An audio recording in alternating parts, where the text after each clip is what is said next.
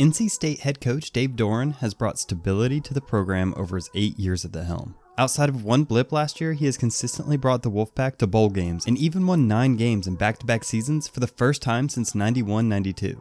Daydreams about attaining a high ceiling are fading with him, but NC State fans for now appreciate the competitiveness he brings to the program. Most of his tenure in Raleigh, he was accompanied by Eli Drinkwitz at offensive coordinator, who left a few years ago to pursue his own head coaching career. They spent a year without a clear answer at that position before bringing in controversial figure Tim Beck.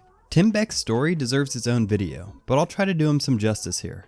The guy has been the scapegoat of all of Nebraska's, Ohio State's, and Texas's offensive problems during his tenure at those places, despite not even being the primary play caller at 2 of them. He got his start under the Purple Wizard in Manhattan, Kansas, and was even part of the only successful University of Kansas football team this millennium. So the guy's been around the block. However, his coaching abilities have come under a lot of scrutiny over his career.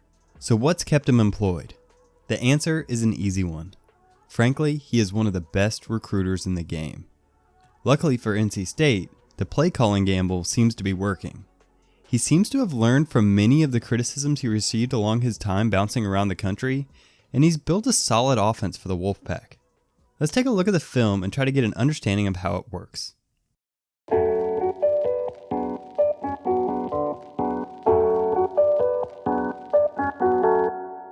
Tim Beck's background is as a quarterback's coach.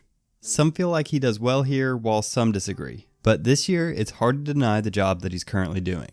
The quarterback they want to start, Devin Leary, has been injured off and on, so Florida State transfer Bailey Hockman has seen a lot of action and will most likely be the starter this weekend. Hockman might have less pure passing ability than Leary, but I think he might actually fit Beck's system better. With Beck having experience under both Bill Snyder and Urban Meyer, you can imagine he wants to run the quarterback, and he does so relatively often. The pass game is pretty vertical. You will often see them run 4 vertical type looks against both man and zone. Here Pitt is playing their patented version of cover 4. Since there's an even number of deep defenders, there's kind of a gap here in the middle of the field. That's why both cover 2 and cover 4 are often referred to as middle of the field open, or MOFO coverages. Because of this, you can see the slot receiver bend his route slightly towards the open grass to find a passing lane for the quarterback. It's always risky playing a vertical passing game. They're low percentage throws, but it really helps the offense when you have wide receivers like Emeka Emezie and Devin Carter to throw the ball to. While they like throwing it downfield, they do have some quick game concepts. By far their most common is the mesh concept. This features crossing receivers, usually in condensed formations, who sit in space against zone coverages and offer rub routes for each other in man coverages. Their running game is mostly built around the outside zone play. On the outside zone play, the linemen bucket step, as in they step back and sideways like they're stepping in a bucket. Their job is to race the defender to the sideline. An interesting note is that their backside guard and tackle tend to cut block. This means that they dive at the ground hoping to halt any quick penetration that could disrupt the play. NC State has a wide stable of backs that they like to get the ball to.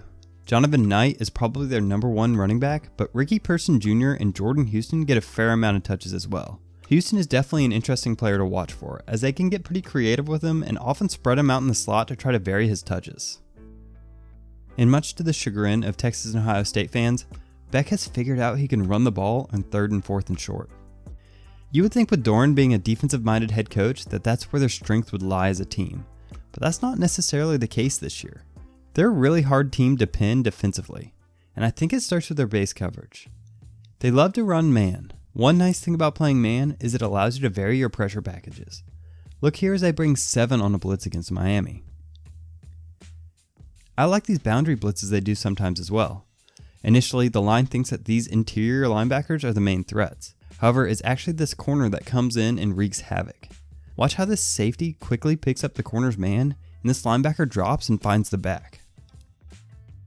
All this pressure can make the quarterback speed up his decision-making process and can lead to mistakes. But playing man has its obvious downsides. You're vulnerable to teams who can win one-on-one matchups. Luckily for NC State, that hasn't been FSU this year. They aren't married to man coverage either. You can see them drop 8 and bring 3 on occasion. This is something that I like to do against pass-heavy teams on first downs, but it really hasn't been very effective this year.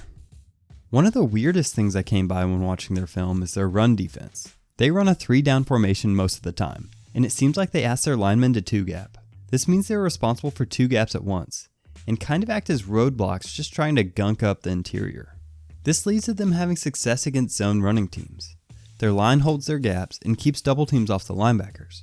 This allows them to flow with the ball and stuff most zone runs. However, they really struggle against gap teams, or teams that run a lot of counter or power. The D-line holds their gaps well, but you really need penetration to disrupt the pulling linemen. Otherwise, they can block the flowing linebackers and open up easy holes for the running back. To illustrate this, here they are defending the zone run from Wake, and now what they look like defending counter. At the end of the day, you have to beat them in man-to-man and establish their running game. The teams that could do that often put up points. If Florida State had a healthy Jordan Travis and Tamarian Terry, I might have a more optimistic outlook for the Noles. But as it looks now, you should continue to brace yourself for a long year of football. Hey, thanks for watching me. Tune in every week as I do more and more of these opponent breakdowns, and as basketball season comes around, I'll be doing some of those as well. Join us on Mondays as we break down this game on the triple option, and thanks for watching.